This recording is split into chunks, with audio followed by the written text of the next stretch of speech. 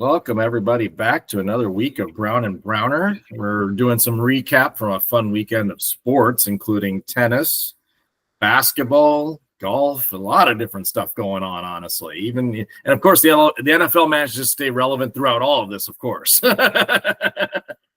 Although, is it really relevant at this point right now? Is it really relevant?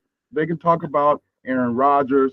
They can talk about the Bears and will Caleb have a breakout year? They can talk about, the New York Jets and will Fields make them better? Is Josh finally going to win an MVP and a Super Bowl? All of that stuff. But right now, it's not even July. What that tells me is they're running out of stuff to talk about, unfortunately. Whereas we like to talk about a little bit of everything here, and we keep it real. Yeah, I mean, because let's be real. Baseball would be more relevant if, one of the things that's happening right now, Aaron Judge is hitting around 400. So that makes it a little relevant. You got some good pitching. But it's 162 games. We're not even near the halfway point yet. So how does that have any real relevance? As much as I do want to be able to track, a player potentially hitting 400, which is not, I don't think it's ever going to happen in this day and age, but it could happen, which would be scary. We said that about Shohei not, coming around and being a pitcher and a hitter. There's a lot of things that could become improbable. Don't get me wrong. Yeah. But like you just said, we're barely maybe 40% of the way through the season. We're not even at the All-Star break. So we'll pick that one up in August when it matters. Exactly. That's when the games start to count. Let's see. So last time someone achieved this, which is why it would be relevant, it's sort of like the home run record. Ted Williams did this in 1941. He is the last 400 hitter. They had other hitters like the Rod Carews and a few others that threatened it for a little while. But my colleague and I here were not born when this happened. 1941. My mother wasn't born in 1941. Yeah, right. Exactly. So, and there's probably a reason for that. I think. Well, I'll even take it more modern. Do you think the current generation appreciates it? So there's the difference. Yeah. I would have appreciated that as a child growing up or playing baseball in the three main sports. It meant something. That's why I can talk about Rod Carew off the top of my head, because I remember that. Yep. Kids today, and this is my opinion, doesn't mean it's fact, but I feel like kids today don't give as much credence or meaning to things that are pre-2000. Yeah. They're ancient, old, vintage. I've heard all of these expressions for things from the 90s. That's only 30 years ago, guys. Mm-hmm. Yeah, but I feel like the older it gets, the more irrelevant it is to people nowadays. Well, and I think people younger than us. That stat, 400, 40% of the time you are hitting the ball. I'm sorry. That's a rarity in sports. I don't care who you are. It's like saying you're hitting 40% from three in NBA, which only a handful of players. People can hit 40% from three. People can throw 40% of their passes, catch 40% of their passes. It's just special because of the nature of baseball, because you're not talking about, an inanimate object. Or an object that doesn't move like golf. It goes various ways with curveballs and sliders and being able to pick those out. Better. Yeah. So I give credit to the hitters for doing that. So that's what makes it pretty special. That in every other sport, if you were doing 40%, it's bad. If you were shooting 40% field goals, that's not really great. It's okay. But in baseball, that is a feat. I give them credit for that. Like I said, we'll pick that topic up in August when it matters and see what he's batting. Oh, yeah, it does. It does. But, that said, baseball is not the soup du jour of this week at all. In fact, I think the soup du jour of the weekend was the French Open. I think on the men's and the women's front. I think tennis took a little bit of a backseat just because it's tennis versus, the big three sports. But the significance of what happened, I think, was pretty epic. We'll start with the women's side. Coco Gauff, first American in a while that's won the French Open since Serena, mind you. And the way she did it was incredible. She came back, against a definitely physically stronger player. We know Sabalenka is a physically stronger player. Sabalenka is Yeah, she's the Amazon in the women's Absolutely. draw, and she went Absolutely. through the draw like it was nothing, and then she met Coco Gauff. Yep. And then Coco, inspired ball, comeback ball is what you want to call it in tennis. And I mean, she played her heart out, and she came back and she won that match fair and square. Now, the controversial piece, the post-game comments from Sabalenka. So before we discuss that, because I do want to discuss that, I feel like this is a breakthrough for Coco Gauff. Yes. I know she won one major before, but there was a lot of hype behind her, and a lot of people thought she would be that next American who could take the mantle from, Serena and carry it forward. She really hasn't shown the maturity at times to be able to do that. So I give her credit for the match. To me was funny in this way. Coco got down one set. She kept her composure and kept battling. Yes. Sabalenka, by contrast, lost her freaking mind. Yep. She was yelling at everybody and anybody that looked like they were her friend. Yeah. And it no was pretty offense, amazing that she having such a breakdown like that during the match was the reason why she lost. And no offense to women's tennis, but historically, and I'm going to say this more as an aesthetic rather than by skill set, you've got a lot of women that have come and gone in history that have played exceptionally well. I'll start with like Maria Sharapova, for instance, young 17-year-old, ran through Wimbledon, beat Serena, all that stuff. A little bit of ego, I think, got to her head when she did that. She became that figure for tennis because of her looks and everything else. Don't get me wrong, again, aesthetically. But then at the same time, this is the one criticism I give about Sabalenka, the grunting. I think, honestly, I get the idea of it. And I was talking with someone yesterday, and we had this very conversation. I get what grunting is, the whole, releasing of air and how you do it. I get all of that, but it's a bit annoying. And sometimes it's so annoying. My brother was saying, well, it's annoying to the other player, like it's a distraction. I don't know if it's that much. I don't know if it's that much. I think if you're thinking of it that way, you really got your mind in the wrong place to try to win. If anything, I've used it as a positive on the court. If I got a guy, and it rarely does it happen, I think, in the men's game, and again, I'm not trying to be sexist, but it just happens. But rarely do as it happened, I've used it to my advantage to know that the guy's going to be telegraphing the ball. He's telling me he's hitting it. To hit it. So there's a way to take advantage of it. Now, in terms of how loud it is, I have been at the U.S. Open in Arthur Ashe Stadium when Maria Sharapova has played. And let me tell you, you need earplugs. You can hear it outside the stadium, in the fountain, in the courtyard. That is how loud it is. So you can only imagine Sabalenka, who I think grunts louder, in my opinion. Well, and you know who else was annoying? I thought it was cute at first until I heard it all match long, was Azarenka. Yes. I can't stand her. I people consider her to be, a winner and everything else. And she won, I think, a Grand Slam or two or something like that in her time. And that's great for her. I could not stand her because of the way she just carried herself on the court. That I felt like it was a forced grunt. Like, it's one thing to grunt as you were exerting, an aggressive shot or something, or stretched out or whatever it is. And that's what your body, your natural reaction is. Mm-hmm. But for players to use it as some sort of rhythmic device is just annoying to me. And I get it. I get, to your point, that's what they do. They use it for breathing technique and stuff like that. I get it. Yeah. But it's annoying as heck. And here's something. I'm not a fan of center because he's a center and they didn't punish him for it. But, right? But he was the only one I didn't hear grunt. If you listen to his match, he didn't grunt one time. And I'll get to some of the nuances of that match, because honestly, that was an epic men's final. But that was one of the best ever. That reminded me of like Borg, McEnroe, classic kind of stuff. That was epic. And again, I didn't even get a chance to see it all. I got to see it after the fact. Yeah, and again, no offense to the women, but the physicality of how hard they were hitting the ball in the first couple sets. Oh my God! I mean, there are other people that have commented on this. Yeah, and again, no grunting. I mean, Alcaraz grunts. He has a little bit of one. Center did not. And you know what? Okay, so now let's go back to the women's game. We'll talk about them. So let's talk about the controversy. Yes. Because I thought that it sort of soiled.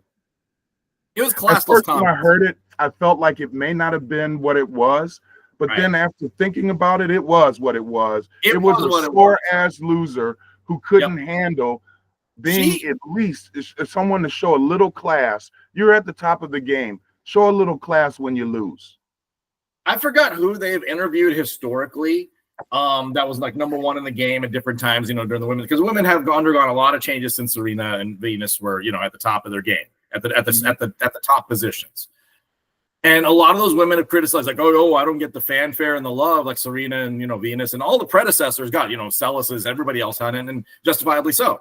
Well, I'm sorry, but there's a way you carry yourself off the court that makes a difference on how you brand image. And hey, I'm sorry, but Sabalenka, you just shot yourself in the foot as a classless freaking freak in those comments. To say that, oh, if Ego would have beaten me, Ego would have won the final. What, you give Coco Gauff no credit for having defeated you, the world number one?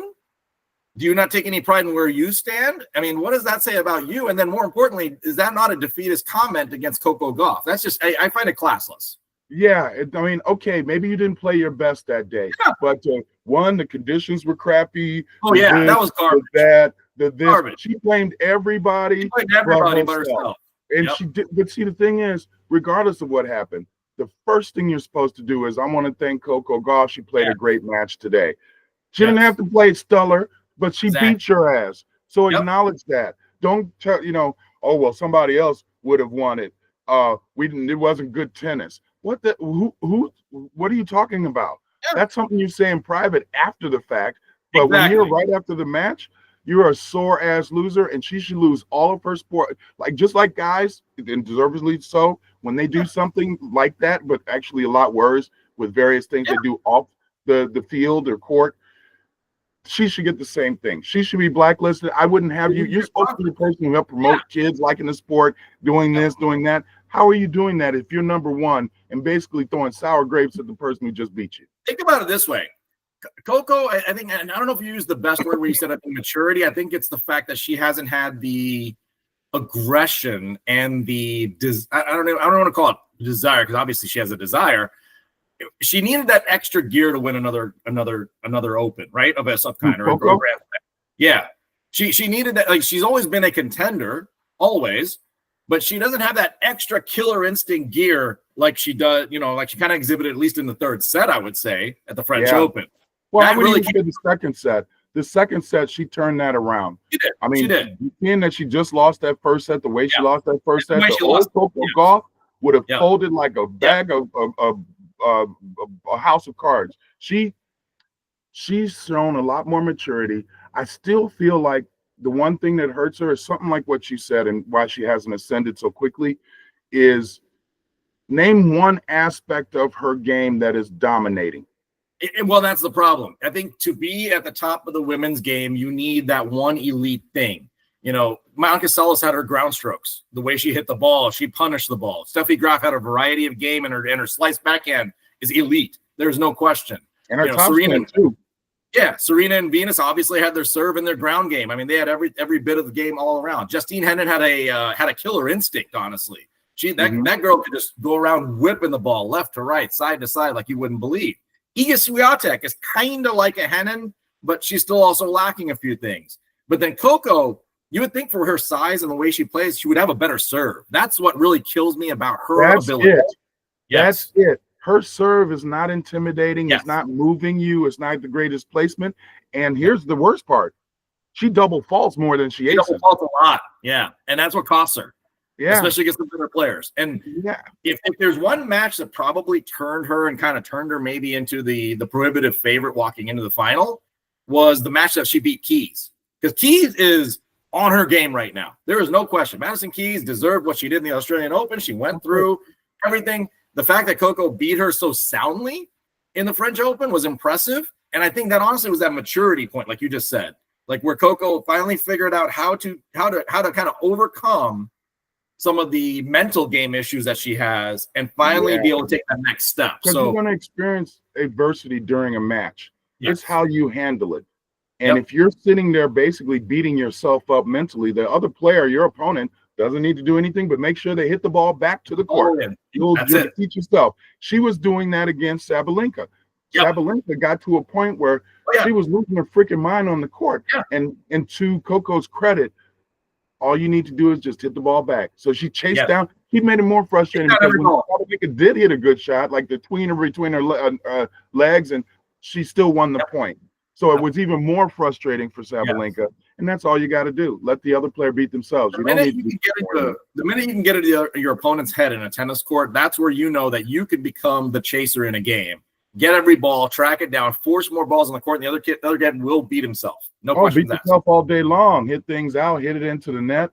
And I think that goes for any sport. Yes. How is Dennis Rodman so good? He was athletic and he was a great player, but boy, his mind game. Hey, thank you, Madonna. Thank you for sleeping with him and teaching him how to use, Carmen Electra, everybody, the whole nine. And I think that, people who can do that, boxers especially, you get into someone's head. Mike Tyson beat half of the people he beat before he got into the ring because he was already in their head. And they were so afraid that they forgot how to fight. Nope, I don't disagree. So it's good to see Coco get that next evolution. I think the next step for her to win on something like a ground of a Wimbledon or US Open is to get a better serve. And I hope her coach is working on that because that's what, at her size and her skill, I mean, given she's only 21, she has a chance to do some special things. If they can work on her serve, I think she can become a better player. The funny thing is, here's what really kicks me. She got her best success in Grand Slams before she got single success was in doubles. Her and Pagula won a couple doubles titles. They won a couple of titles. Yeah, they were able to volley and use. They were more all-around players. Now they become the traditional women's players where they're playing from the ground and all that. I think if they can get back to being that all-around court type player where they're volleying, getting in, get the serve going, I feel like that could be the future of American women's tennis. But who am I? I mean, we'll see. I think there's from the American women's side. I think there's promise. I sort of felt like Serena and Venus dominated that, and brought America to the spotlight then, but I didn't feel like there was anybody else ready to take the mantle. I'm sorry, Sloane Stephens and all of those people they tried to hype up never achieved really anything. Pretenders to the throne, but now you've got, I think, a certified 3 or 4 with Keys, Pagula, Kenin, and golf. Golf, you got some contenders in there, which is going to be really fun to watch. That said, on to the men's game, which I think was one of the most special finals that I've watched in a while. Spectacular. We've talked about Sinner here before. We know where we stand on that matter, but you got to admit the guy can play, drugs or not. I'm glad that Alcaraz won, kind of for that reason, but also for the physicality of play that was exhibited by those two. Unreal. Absolutely unreal.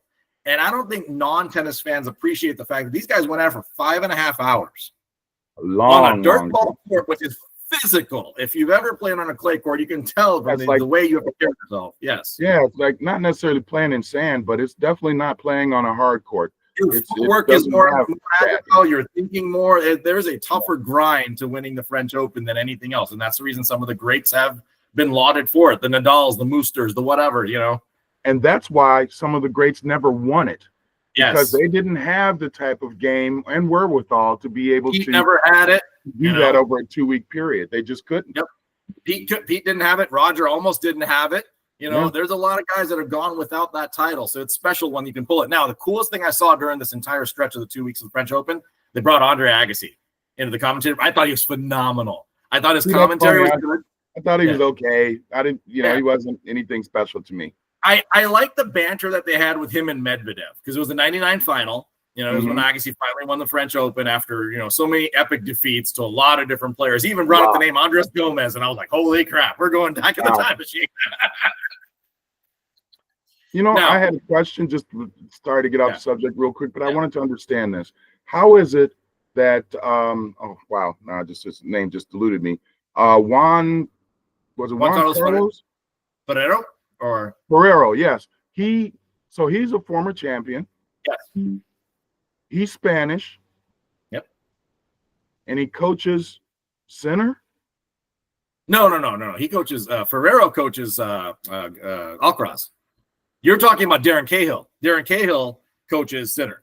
Darren Cahill is a former commentator. Okay, so I just misheard it on the thing. I was like, wait a minute. How is a Spanish coach not coaching a Spanish player? So Alcaraz has an interesting background. So he when he was very young, I think in his single digits, he came up through the Nadal Academy, and then eventually kind of broke off on its own. And that's when Juan Carlos started working with him exclusively, separate from the Nadal Academy in Spain. So it's kind of a funny twist that, you know, the Nadal and the Alcaraz and all the other ties there and everything. Spanish tennis is incredible. There's no question. Spanish tennis, to me, is always, they've always had one really good player and a couple other players that were pretty good too.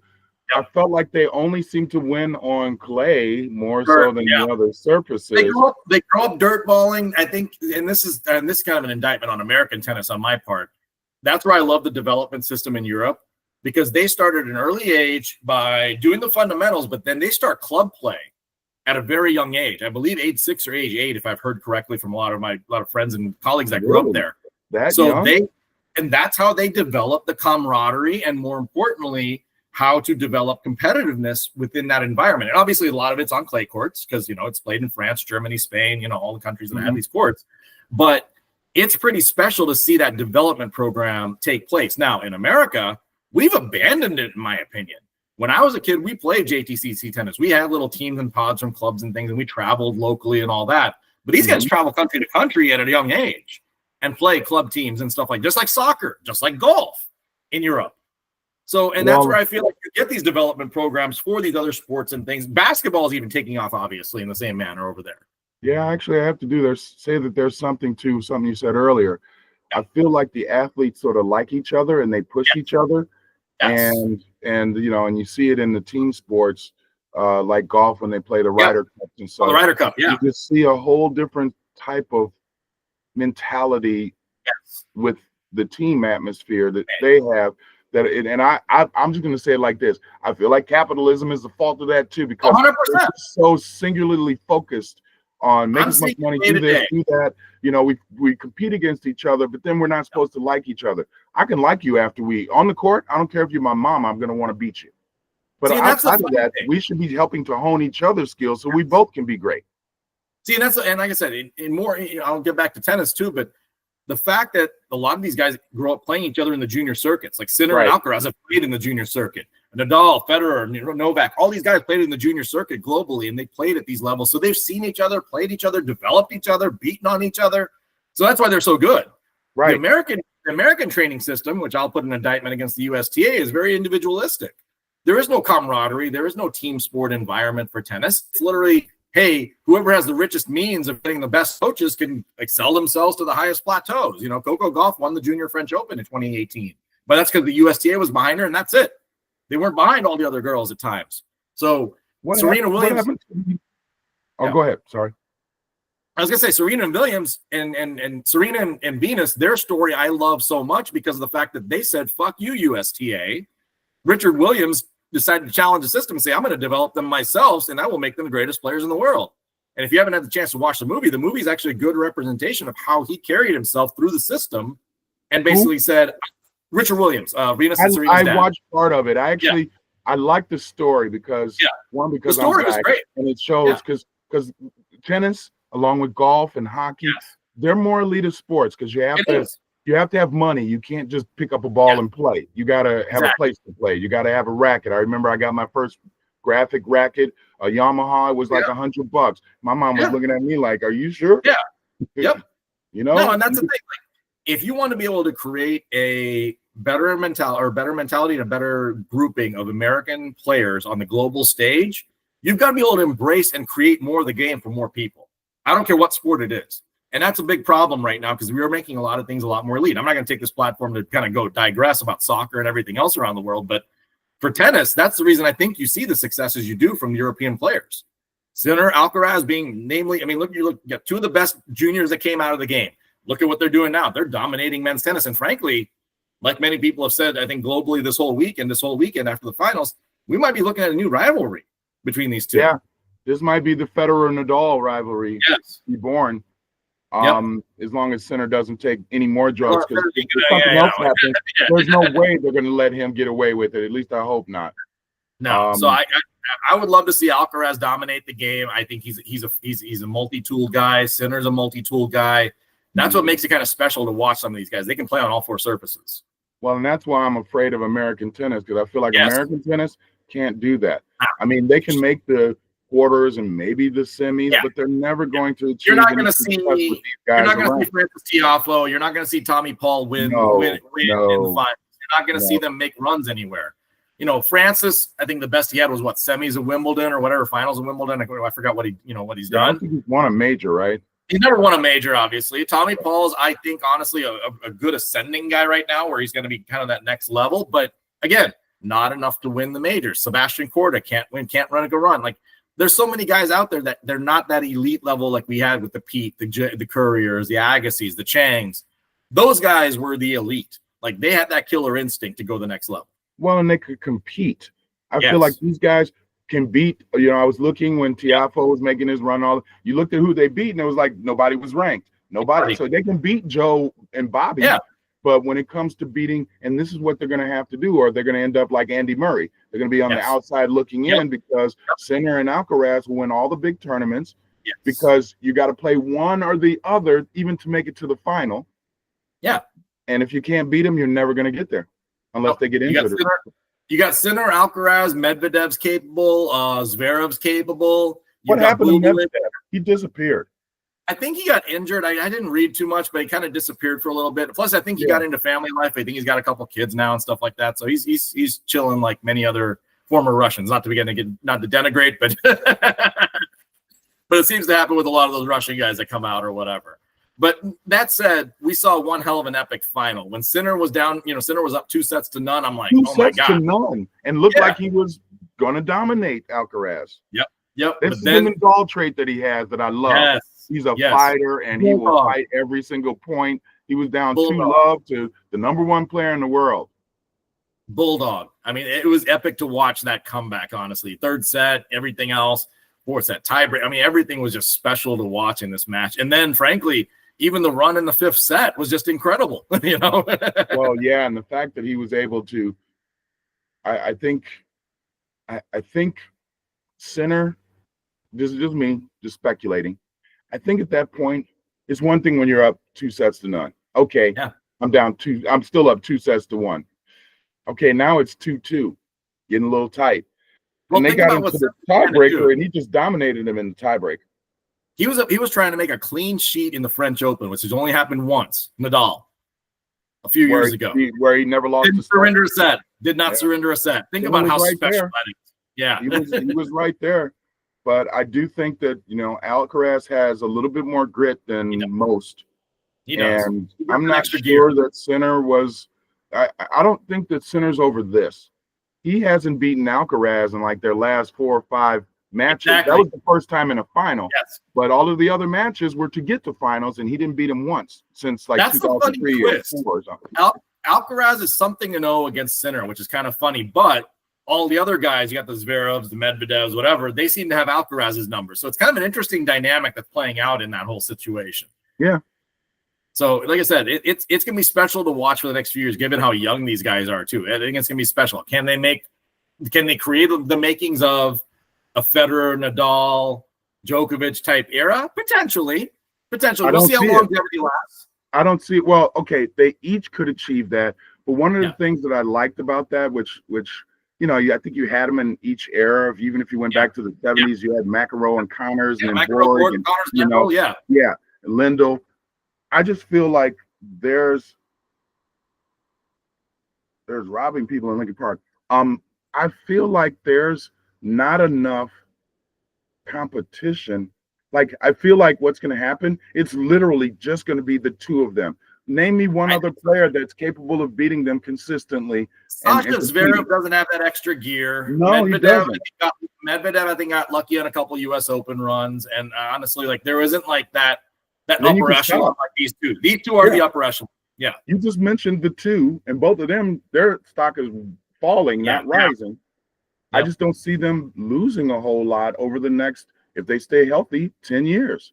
Well, and I think there's also a grander problem in men's tennis where you've got a lot of these guys coming out of the woodwork in the juniors or whatever, and honestly, sometimes their expectations are set too high. Case in point, João Fonseca, kid out of Brazil. This kid can hit the shit out of the ball. I've never seen like somebody spank a ball so hard. But what happened? because of the pressure. He fell in third round or fourth round this year. Sorry, fourth round. This kid was on a tear. He was ripping through the draw. He beat a couple seeds, everything else. And then he just floundered, fell apart because, again, the pressure got to him, and he can't beat the upper guys if you don't have the mental game. It's just facts. And that's where, like I said, the Alcarazes and the Sinners, they have that third gear. They have that other extra gear to beat the better players. Zverev, we've seen him collapse on the court. Medvedev is like sometimes a crybaby on the court. Yeah. They don't have that extra gear.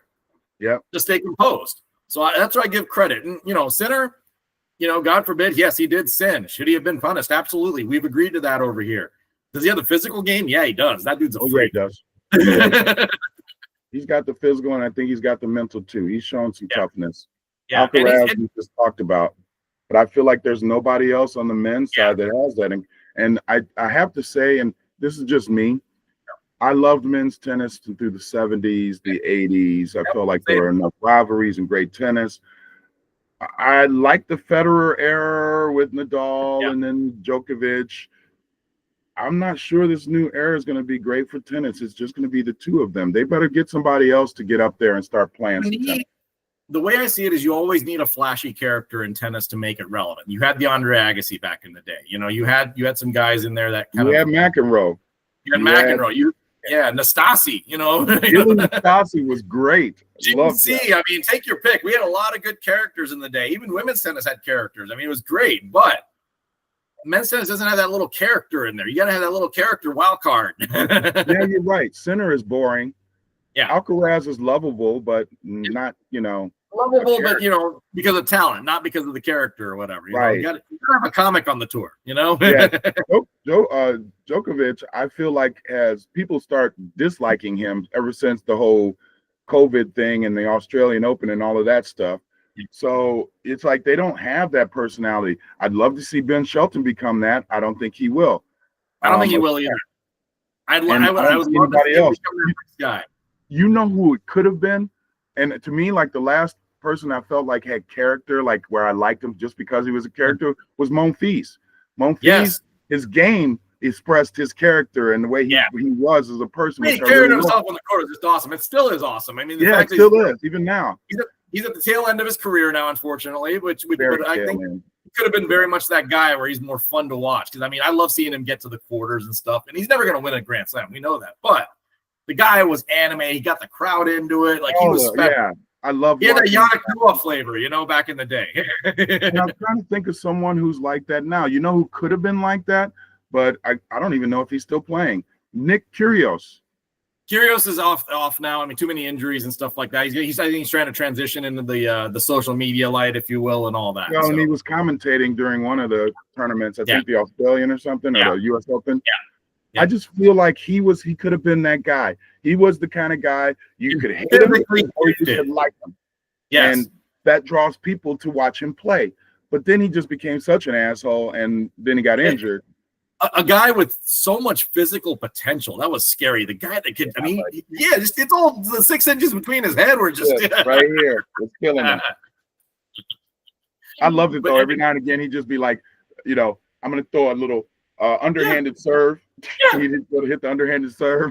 I hate to say it, but as an opponent, he was a complete asshole. But you know what? It was fun to watch. It was fun to watch, but he was a total asshole. And he was that guy.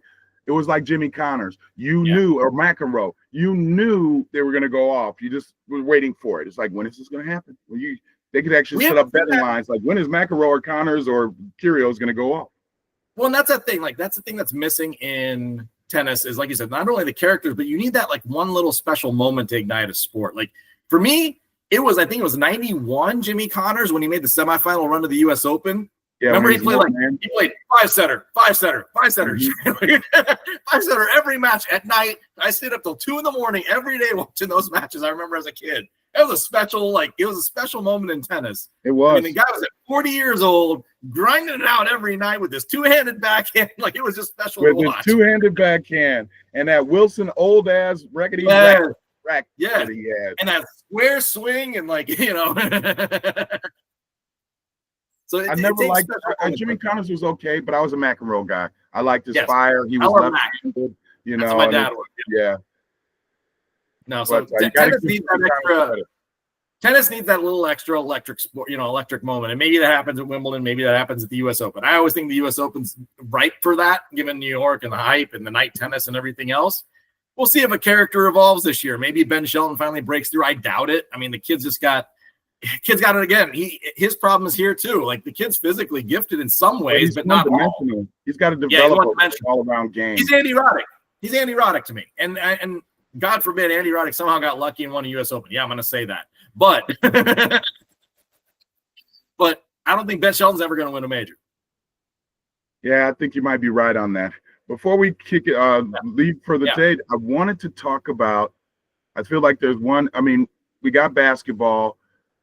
Yeah. The finals, I think we've talked about that. Where I still feel like Oklahoma City, people were thinking Indiana was going to win.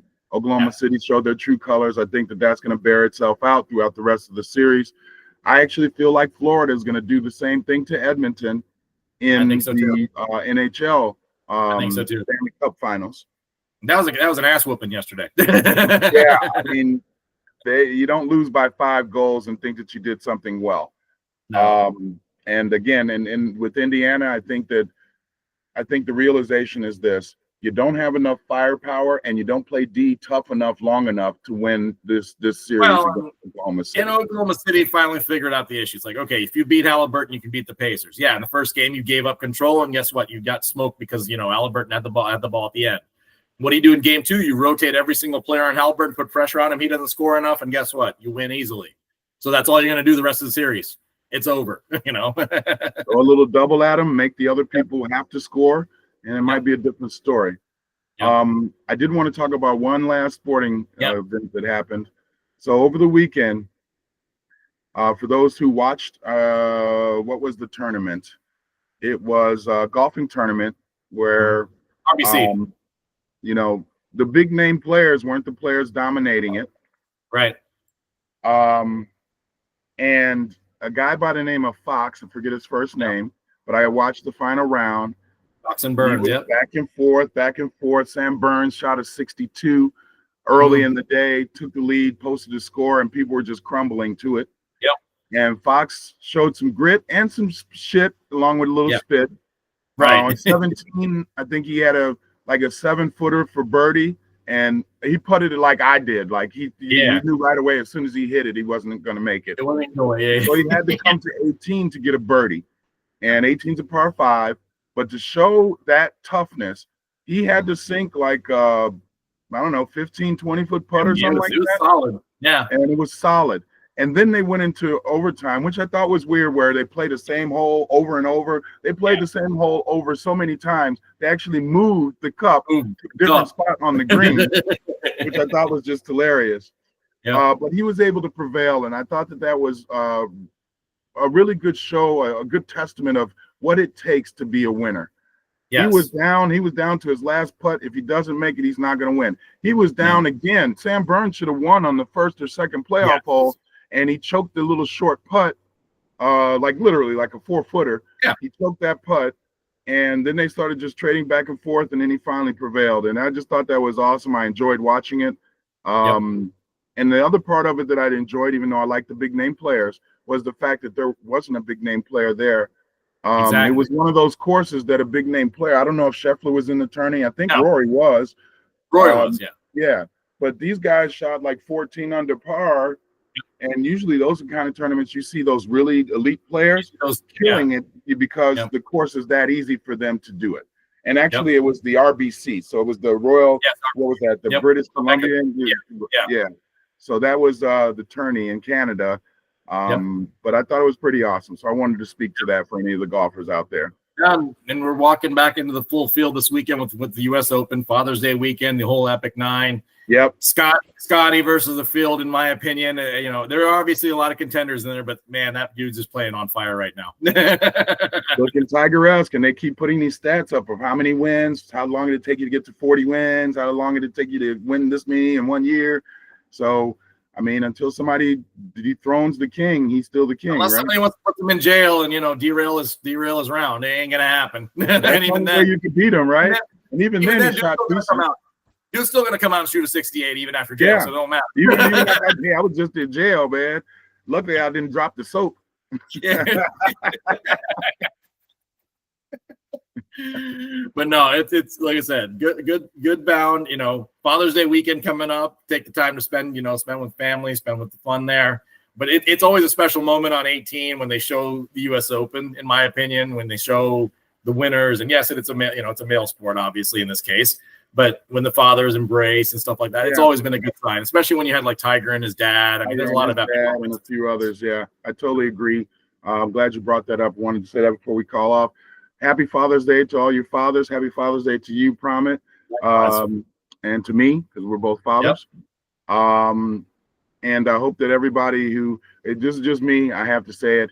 I hope that all of the fathers out there and all of the sons and daughters really make your father feel special, because I'm sorry, we're second-class citizens when it comes to parental holidays. Mother's Day is Mother's Day in February. Mother's Day is coming. Oh yeah, every store's full. I have not seen one commercial yet. They'll start coming this week, but you don't see anything for Father's Day until the week of Father's Day. It's like, and Father's Day. Yeah, Friday comes around. It's like, oh, you got to get presents for them. Here, there's just stick some sort of stuff out of the store or whatever, Yeah, exactly. You start a multicolored. I'm gonna get a multicolored tie. Yeah, exactly. That I'll never use. Exactly. Week before Mother's Day, flowers prices go up about 50%. So Yep, they do, and we still buy them. And what's funny is, not funny. Something I wanted to say. I love my son. He's a great young man. Over the last few years, he's taken me out. The years I couldn't play because I was bedridden, but once, like this year, he brought the tradition back. He took me out to Cog Hill this past Sunday, and then he's going to take me to Cog Hill this upcoming Saturday. So got a chance to play out there, play like crap shot 95, but it was just so wonderful to be out there with him and just having that fun. I really enjoyed it. And I chipped in birdie. Golf. I chipped in birdie at Jackson Park, not at Cog Hill. Now, golf's one of the special things between a father and a son, or a sibling, child and a son, or whoever it is, a daughter and a father, any of that sort. But it's one of those special feelings. It's a moment of serenity on the golf course. Yes. And some reflection, and I think there was actually a good moment. I got hooked onto this show. It's called Stick. It's on Apple Plus now with Owen Wilson. And it's about golf, and it's about him, finding himself and all that. And at the very first, if you watch the first 5 minutes of the show, or the very first episode, he talks about kind of that moment when you're on the golf course, everything's peaceful, serene. You can see the sun drop and everything else. Take that in, because that's kind of cool. And especially if you have Father's Day coming up, it's one of those moments where you can just kind of like sit back, relax, take an appreciation for life, that kind of thing. It's a good moment. Enjoy your time, enjoy your family, enjoy your children. That's what made you a father. I think it's important to sit back and remember the things that bring you the most joy, and I hope that's family first. Absolutely. But yeah, fathers need to get a little bit more pub on this. I don't know about the rest of you guys, but we need a little bit more pub. It needs to be like Father's Day, not Father's Day. Another blip on the radar. Exactly. Yeah. I feel like the military parade in DC is getting more fanfare than Father's Day, which makes no sense to me. I feel like that. I'm serious. I still have yet to see one Father's Day commercial. One. No, you're right. I have yet to see one either. Before Father's Day. You're right. So let's try to get a petition going, a drive going. Let's give Father's Day a little more love than what we've been giving Father's Day. I'll try to put a partial shout out and say, hey, Costco, instead of putting all those chocolates and strawberries and flowers out there, like, you always do on the Monday before Mother's Day, how about you put golf clubs, golf balls, range finders, take your pick. Oh, speaking of which, I was just get this in. When we were at Cog Hill, something I didn't realize, and I remember, I know I used to play on courses like this when I was halfway decent golfer, but there were no markers. There was not a 250 stake. There was not a 150 stake. There were little, and not on every hole, there were little like sewer cap little markings that would give you the three different distances from the front to the back of the green. Sure. But it wasn't easy to find. It wasn't like it was right there, like there were many shots that was just like, and because I don't have the app on my phone. A lot of people but still. It was like, okay, all right, that's about 140 yards. like Of course, they get so much pub, especially used for the U.S. Open. That's kind of surprising. Yeah. I was surprised. I mean, I didn't play Dubs Dread. We're actually playing the Ravine next week, which is the 2-4. It's about the facility, though. It's not just about one course. It's about the facilities. Right. It's kind of and interesting. it was just sort of surprising because we were constantly trying to figure out distances. And I hit a couple of shots that I felt they were pretty good, but I was probably off 20 yards because there was no real way. I mean, granted, I should make sure that I go get me a rangefinder and such, but just sort of surprised. Hey, Roy's son, I think you found a gift option here. Hey, you hear me, Eric? There's a couple deals out there, man. What are you doing for Father's Day? Anything special? I've got my dad coming into town, and then I've got my son. So my son's supposed to figure out what we want to do collectively. So we'll figure out a little plan. My daughter's already made some cards and stuff, so that makes it kind of fun. And she looks, they're doing her art and everything else. But at the same time, also got my daughter's dance recital the same day, so that makes it kind of fun too. Well, sounds like a busy day for you. It'll be a busy day, busy weekend, but so nothing out of the ordinary. But we'll see if my son wants to take the extra step and plan something separate. Like he said, let's go out to dinner. I'm like, where? He hasn't mentioned yet. Well, I hope that you enjoyed Father's Day. I hope everyone out there, whoever is a father or has a father, also enjoys Father's Day, and show a little love back and forth and help you all remember who the important people in your lives are. Yep, take a moment, enjoy the day, enjoy the weekend, enjoy the sport. Like I said, U.S. Open final is always a good thing. I don't know if the NBA plays on Sunday or Saturday, but again, take it all in. It'll be interesting and fun. And we'll get a chance to talk about it again soon. Yep, appreciate it, guys. All right. Be well. Be well, everybody. Peace out.